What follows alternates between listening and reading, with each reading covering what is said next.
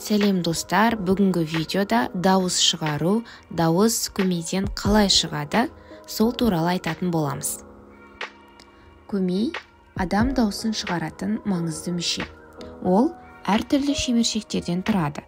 Жүзік тәрізді шеміршек, қалқанша шеміршек, көмей қақпашығы, ожау тәрізді шеміршек және мүйіз тәрізді шеміршектер. Көмейдегі дауыс шығырлары сыртқа шыққан ауаның әсерінен резонанс тудырғанда дыбыс шығады.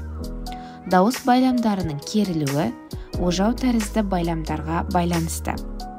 Дауыс байламдары неғұрлым қатты созылса, соғұрлым олар шығаратын дыбыстың биіктігі жоғары болады.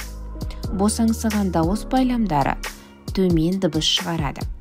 Дыбыс амплитудасы өкпеден шығатын ауаның мөлшеріне байланысты. Бір дыбыстан тембр арқылы ажыратылады.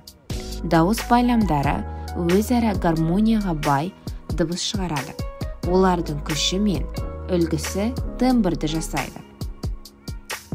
Сөйлеу кезінде біз әртүрлі биіктіктегі амплитудалық және тембрдегі бір қатар дыбыстарды шығарамыз.